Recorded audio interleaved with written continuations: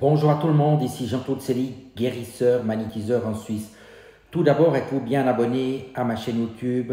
Je vous en remercie car cela me permet réellement d'avancer.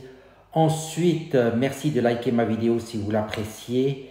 Et sous cette vidéo, vous trouverez des liens utiles comme mon site internet, mon numéro de téléphone et un lien de Sophia Voyance. Aujourd'hui, je vais vous parler d'un extrait des lettres du Christ. Autonomie, liberté, abondance.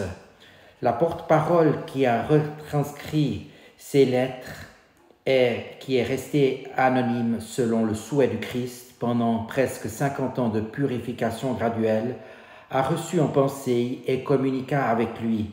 Puis à 80 ans, cette femme accéda au désir du Christ de retranscrire ces lettres sous sa dictée. Je vais vous en lire un extrait. Je viens vous donner la vérité, la liberté. Je viens vous apporter une vie plus abondante. Le secret de votre fatigue, de votre épuisement, de votre incohérence, de votre instabilité, de votre peur, de votre désespoir et de votre dépression réside dans vos réponses émotionnelles et magnétiques d'attachement, rejet à la vie et dans les modèles subconscients qui parfois prennent le dessus et vous projette dans des situations que vous n'aviez jamais eu l'intention de créer. Du fait de ces impulsions naturelles de l'individualité, vous n'êtes certainement pas libre. Vous êtes dominé par l'esclavage émotionnel magnétique de votre conscient autant que de votre inconscient. Vous vivez totalement dominé par l'ego qui vous a donné votre individualité et vous retient dans les chaînes des réponses émotionnelles à la vie.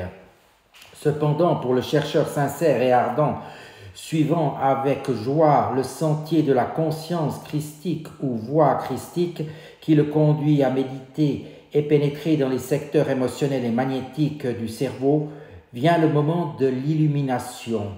Elle s'établira dans les parties les plus hautes du cerveau, sous le crâne. De nouvelles cellules intégreront cette nouvelle connaissance. Il s'agit là d'un processus continu et vous sentirez probablement cette ouverture se produire dans votre cerveau. Vous fonctionnez maintenant de plus en plus à partir du cerveau supraconscient. Celui-ci établit une connexion de plus en plus étroite avec la conscience de vie père-mère jusqu'au jour où, ne supportant plus que les pensées et les sentiments de l'ego dominent votre conscience au quotidien, vous basculez vers la mort du moi qui est une reddition totale.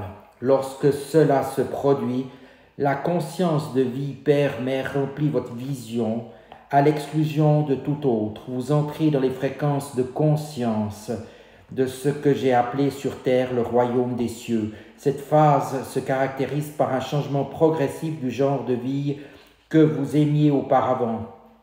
Votre pensée se purifie de plus en plus et vous réagissez de façon plus neutre aux situations, aux événements, aux gens.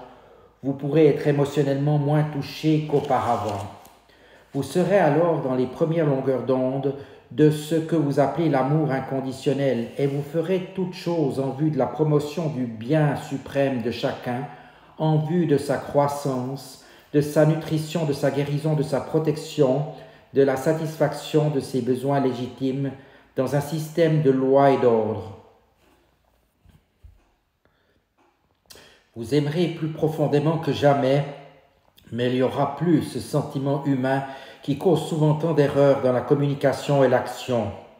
Quand vous aurez acquis la véritable connaissance intérieure, vous serez en mesure de transcender le bagage émotionnel, vous serez en mesure de méditer, de puiser dans la vie père-mère, et vous sentirez une nouvelle énergie pénétrer votre système, vous conférant un nouvel entrain.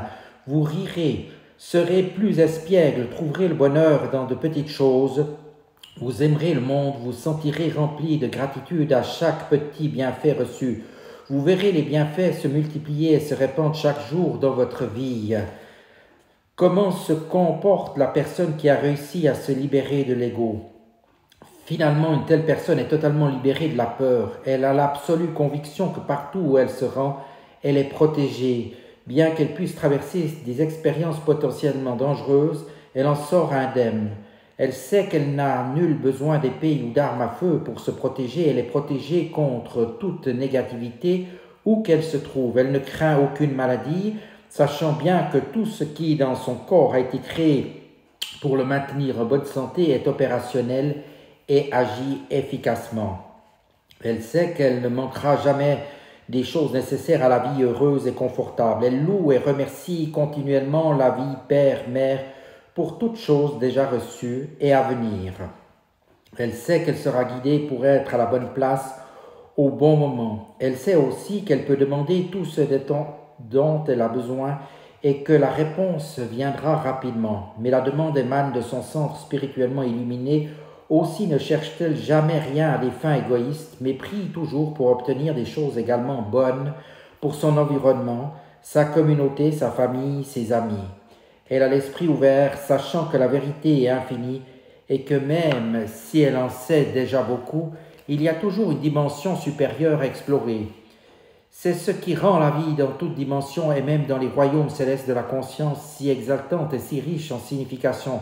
Dans sa vie quotidienne, l'âme illuminée se réveille l'esprit vide de tout sauf de louanges et de reconnaissance. Finalement, elle est consciente des tâches qui l'attendent et rend grâce pour l'énergie et la volonté de les accomplir. Elle ne met à cet accomplissement aucune résistance intérieure ni répugnance. Il suit de cette attitude au quotidien que la personne ne gaspille pas ses énergies en résistance d'aucune sorte. S'il y a une raison particulière de s'opposer à quelque suggestion ou contrainte, elle le fait calmement et raisonnablement, non sous l'emprise de sentiments magnétiques et émotionnels d'irritation ou de rejet.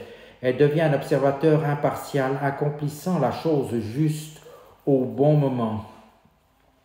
Elle maîtrise tranquillement son âme, attendant l'inspiration, attendant que s'ouvre la bonne porte, attendant la confirmation que tous les desseins de la volonté divine aient bien été transmis à son être à travers son esprit, son cœur et son énergie.